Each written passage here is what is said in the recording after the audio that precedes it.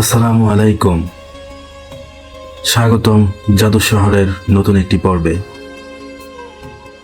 ভারতের রাজস্থানের পবিত্র শহর আজমের, এখানেই দাঁড়িয়ে আছে ইসলামিক আধ্যাত্মিকতার এক বিশাল প্রতীক, খাজা মঈনুদ্দিন চিশতি রহমতুল্লাহ আলাই এর মাজার শরীফ, যে দরগাহে প্রতিদিন লাখো মানুষ ভিড় করে।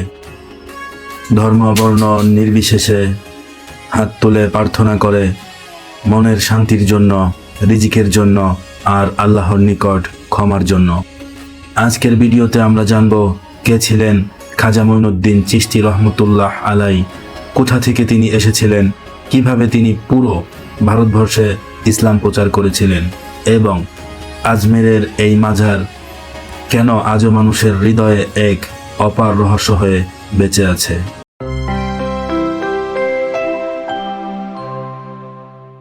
স্থান: ইরানের সিস্তান প্রদেশের সানজর শহর। সেই শহরেই জন্ম নেন ইসলামী সুফিবাদের এক উজ্জ্বল নক্ষত্র, নাম তার খাজা মঈনুদ্দিন হাসান চিশতি রহমতুল্লাহ আলাই। তার বংশধারা নবী করিম সাল্লাল্লাহু আলাইহি ওয়াসাল্লামের পরিবারভুক্ত, অর্থাৎ তিনি ছিলেন একজন সাইয়্যিদ। শৈশবেই পিতামাতাকে হারান, কিন্তু অদ্ভুতভাবে আল্লাহর প্রতি ভালোবাসা, দানশীলতা আর মানুষের প্রতি মমতাবোধ তার ভিতরে গড়ে ওঠে। যুবক বয়সে তিনি কৃষিকাজ করতেন। একদিন এক দরবেশ তার বাগানে এলেন। খাজা মঈনুদ্দিন তাকে রুটি আর আঙ্গুর খেতে দেন। দরবেশ তখন তার মাথায় হাত রেখে দোয়া করেন। সেই দোয়াই ছিল তার জীবনের মোড় ঘুরিয়ে দেওয়ার মুহূর্ত। তারপর থেকে তিনি দুনিয়ার মোহ ছেড়ে দেন, আল্লাহর পথে বেরিয়ে পড়েন জ্ঞান ও আত্মার সন্ধানে। খাজা মঈনুদ্দিন চিশতি রহমতুল্লাহ আলাই প্রথমে যান বুখারা, যেখান থেকে সমরকান্দে তিনি কুরআন, হাদিস, তফসির ও তাসাউফ অধ্যয়ন করেন। এরপর তিনি চিশতি নামক স্থানে যান, যেখানেই তিনি তার পীর হযরত উসমান হারুনি রহমতুল্লাহ আলাইহির হাতে বায়াত গ্রহণ করেন। সেখান থেকেই তার নামের সঙ্গে যুক্ত হয় চিশতি শব্দটি। বছরের পর বছর সাধনা, জিকির, ধ্যান আর মানুষের সেবায় নিজেকে উৎসর্গ করেন। পীরের আদেশে তিনি ইসলাম প্রচারের জন্য ভারতবর্ষে যাত্রা শুরু করেন। সে সময়টা ছিল রাজা পৃথ্বরাজ চৌহানের শাসনকাল। খাজা মঈনুদ্দিন চিশতি রহমতুল্লাহ আলাই প্রথমে লাহোরে কিছুদিন অবস্থান করেন, তারপর দিল্লি হয়ে আজমের শহরে আসেন। আজমের তখন ছিল হিন্দু রাজা পৃথ্বীরাজের রাজত্বে। শহরটি পাহাড় বেষ্টিত আর শান্তির প্রতীক হিসেবে তিনি এখানেই নিজের দাওয়াতি কেন্দ্র স্থাপন করেন। মানুষ তখন কুসংস্কার, দারিদ্র ও জাতপাতের যন্ত্রণায় জর্জরিত ছিল। খাজা চিশতি রহমতুল্লাহ আলাই তাদের শেখালেন মানুষের সেবা করাই আল্লাহর সেবা। তিনি কখনো জোর করে ধর্ম প্রচার করেননি, বরং ভালোবাসা, করুণা আর আচরণ দিয়েই মানুষের হৃদয়ে জায়গা করে নিয়েছিলেন। খাজা মঈনুদ্দিন চিশতি রহমতুল্লাহ আলাই ছিলেন চিশতিয়া তরিকার প্রতিষ্ঠাতা। এই তরিকার মূল দর্শন ভালোবাসা, সহনশীলতা, দয়া আর আত্মসংযম। তিনি বলতেন, যে ক্ষুধার্ত মানুষের পেটে আহার দিতে পারে সে আল্লাহর সবচেয়ে নিকটবর্তী।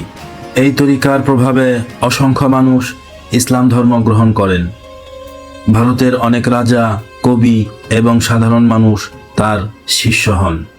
তার শিষ্যদের মধ্যে ছিলেন খাজা কুতুবউদ্দিন বখতিয়ার কাকি, খাজা নিজামুদ্দিন আউলিয়া এবং খাজা ফরিদউদ্দিন গঞ্জে শকর রহমতুল্লাহ আলাই, যারা পরবর্তীতে ভারতবর্ষে সুফিবাদের এক অনন্য অধ্যায় সৃষ্টি করেন। 1236 খ্রিস্টাব্দে খাজা মঈনুদ্দিন চিশতি রহমতুল্লাহ আলাই ইন্তিকাল করেন। তার দেহ আজমেরের পাহাড়ের পাদদেশে দাফন করা হয়। সেখানেই আজ প্রতিষ্ঠিত তার পবিত্র মাজার শরীফ, যা আজ পরিচিত আজমেরে শরীফ দরগা নামে। এই মাজার নির্মাণ করেন দিল্লির সুলতান ইলতুতমিশ। পরবর্তীতে আকবর, জাহাঙ্গীর ও শাহজাহান সহ মুঘল সম্রাটরা মাজারের সৌন্দর্য বৃদ্ধি করেন।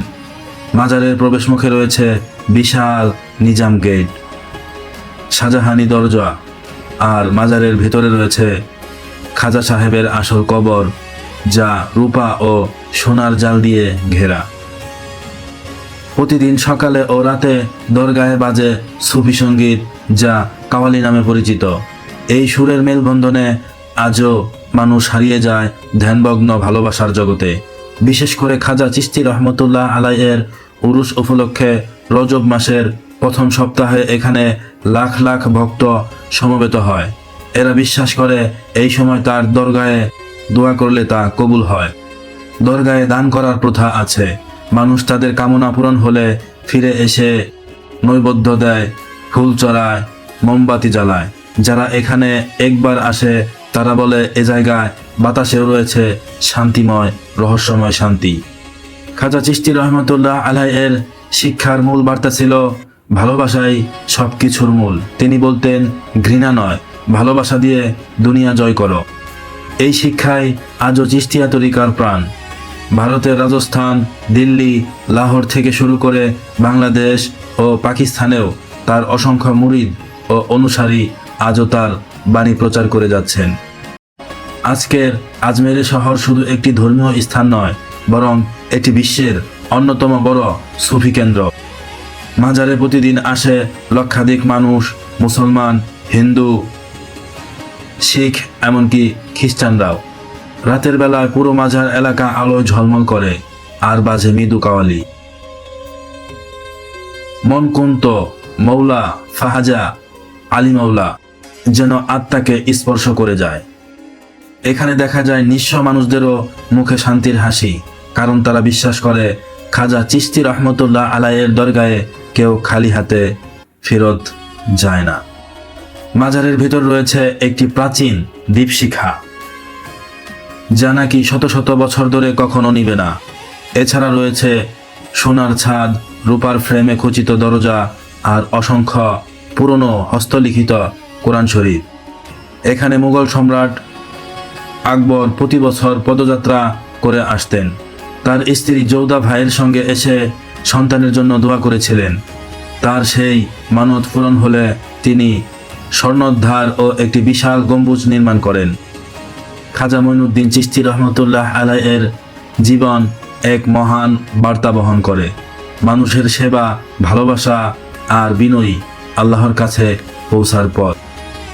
আজও তার দরগাহে দাঁড়িয়ে মানুষ চোখ বন্ধ করে শুধু বলে, খাজা বাবার দরগায় যা চাওয়া হয় তা আল্লাহ কবুল করেন। এই যেন এক অনন্ত ভালোবাসার স্থান, যেখানে ধর্ম নয়, মানবতা জয়ী হয়।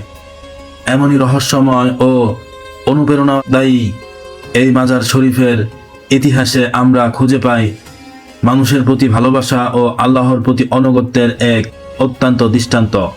আপনি যদি এই ভিডিওটি ভালোবেসে থাকেন বা ভালো লেগে থাকে, তবে লাইক দিন, কমেন্টে লিখুন খাজা বাবার দরগাহ মাশাআল্লাহ।